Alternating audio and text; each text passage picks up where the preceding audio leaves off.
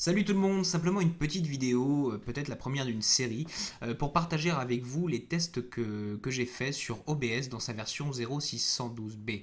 Je me suis intéressé récemment au streaming de jeux vidéo sur Twitch et au départ j'ai rencontré quelques problèmes de qualité, c'est-à-dire que mes vidéos étaient très pixelisées et ça ne me plaisait pas.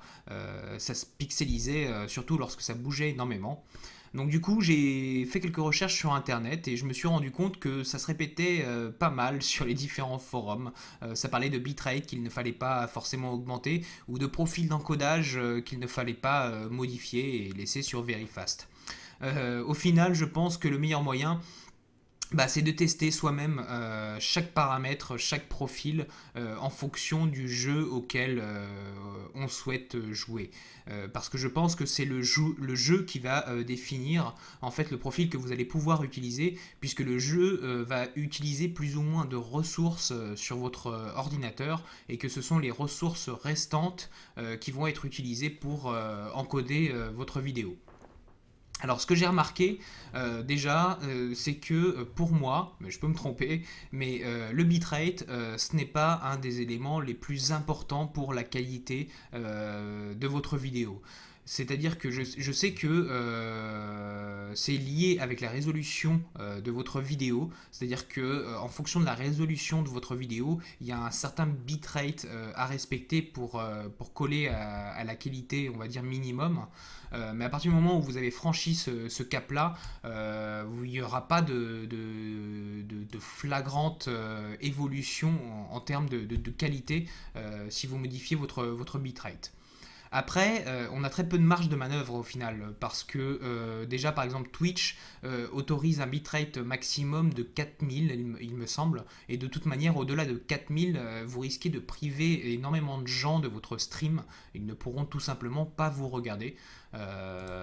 Donc on a entre 0 et 4000 pour régler le bitrate.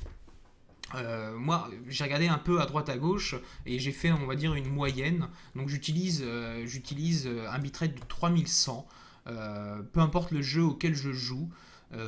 Et très sincèrement, si j'augmente de 200, j'ai pas l'impression d'augmenter la qualité ou même d'augmenter les ressources nécessaires pour l'encodage au niveau de mon CPU.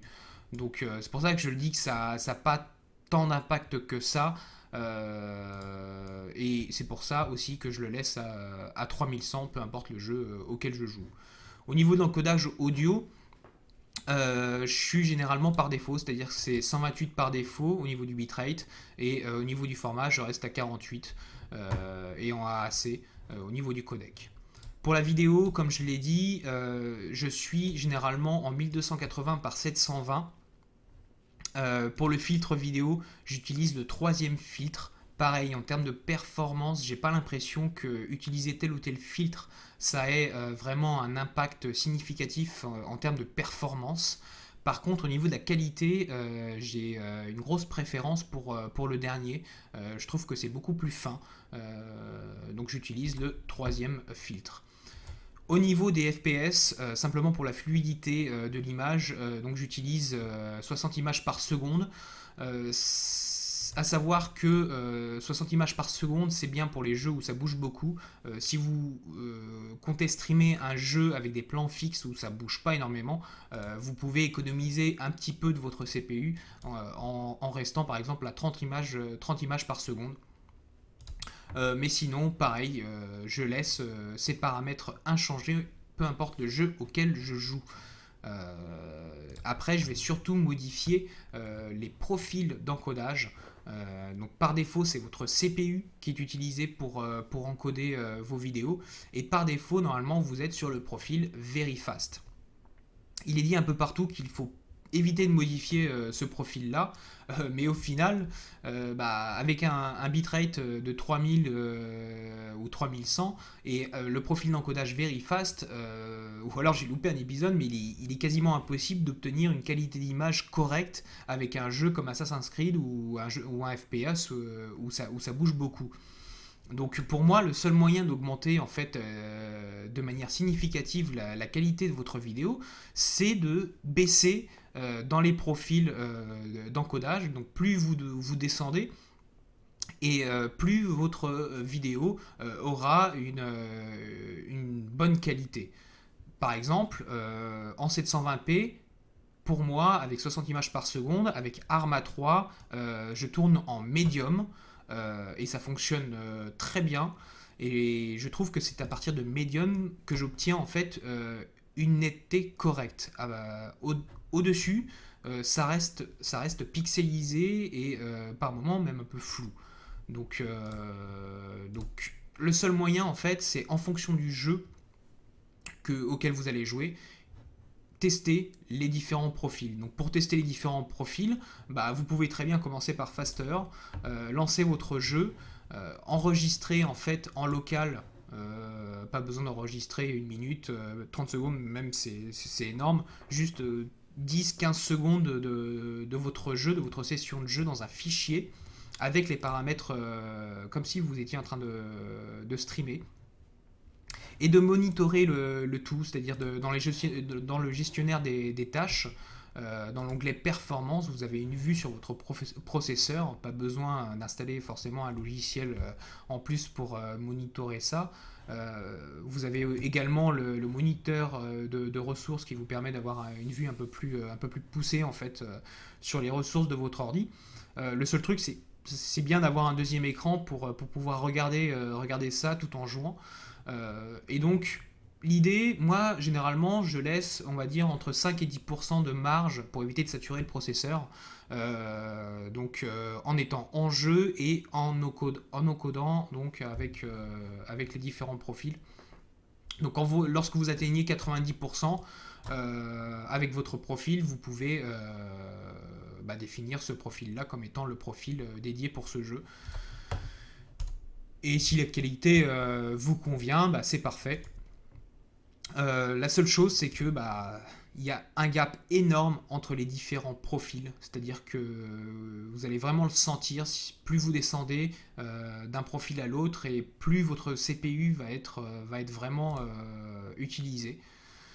Donc si votre CPU a du mal à encoder les vidéos, c'est pas perdu.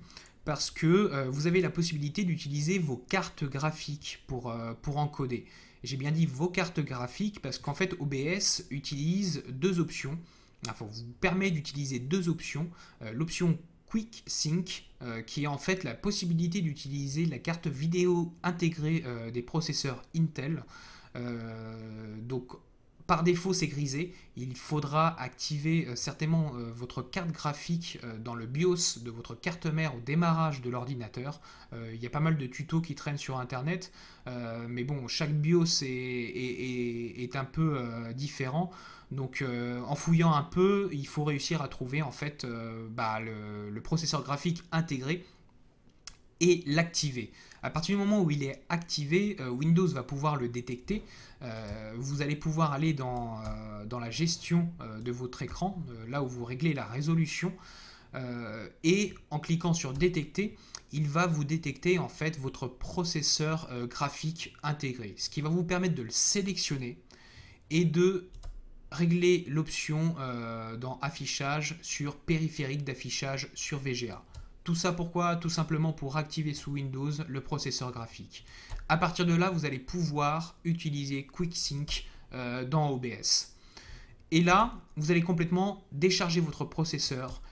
Vous allez pouvoir utiliser le profil de qualité le plus élevé, aussi bien à ce niveau-là qu'ici, même si dans les profils d'encodage à ce niveau-là, Twitch ne recommande pas le profil High. Et très sincèrement, j'ai pas noté de grosses différences de qualité. Mais même à ce niveau-là, vous pouvez rester en best quality. Je l'ai testé avec un processeur i5 2500K, ça tourne sans problème. Le processeur est complètement déchargé et la carte graphique n'a aucun souci pour encoder en temps et en heure la vidéo. Pareil pour Nvidia. Donc cette fois-ci avec la technologie NVENC d'NVIDIA, vous pouvez utiliser votre carte graphique pour encoder la vidéo. Et là pareil, votre carte graphique n'aura aucun mal à utiliser les plus hauts profils d'encodage pour encoder votre vidéo. Simplement à ce niveau-là, high quality et high quality low latency sont à privilégier. Les autres, je les ai trouvés assez médiocres en fait, ou alors ils ne fonctionnaient pas du tout.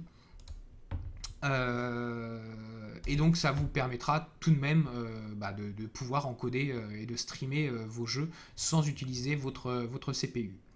Maintenant, au niveau de la qualité est assez différente en fait, en fonction de ce que vous allez utiliser. Je trouve que la qualité du CPU est bien meilleure que la qualité d'encodage des deux cartes graphiques. C'est beaucoup plus net, c'est beaucoup moins pixelisé. C'est dommage parce que c'est l'élément le plus difficile en fait à paramétrer et c'est ce qui demande le plus de ressources. QuickSync, la qualité est très bonne. Vous allez avoir une qualité très fluide en jeu, enfin au niveau de la vidéo. Et par contre, ça va être légèrement pixelisé, surtout lorsque vous bougez. Et Nvidia, c'est encore pire que QuickSync. Je pense que, parce que le NVEnc est encore en phase bêta, donc je pense que ça risque d'évoluer avec les prochains pilotes graphiques de Nvidia.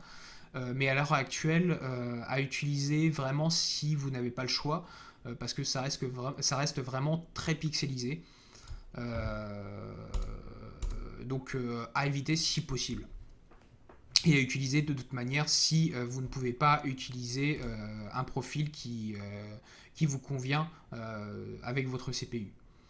Pour les deux, QuickSync et NVEnc, il faut absolument utiliser les derniers pilotes graphiques, surtout pour Nvidia, puisque ce sont les derniers pilotes graphiques qui intègrent la compatibilité avec OBS. Si vous n'avez pas les derniers pilotes, il vous faudra des DLL supplémentaires pour faire fonctionner le NVEnc correctement avec OBS. Mais en théorie, si vous mettez à jour vos pilotes, vous ne devriez pas avoir de problème. Donc voilà, c'était ma première vidéo. Je vous remercie d'avoir regardé, j'espère vous avoir un peu aidé. Vous pouvez me suivre si vous le souhaitez en cliquant sur le lien qui est en dessous de la vidéo. Vous pouvez me retrouver sur Twitch sous le pseudo TerminalFR et sur Twitter sur le même pseudo TerminalFR. Donc encore merci et je vous dis à bientôt pour une prochaine vidéo. Salut!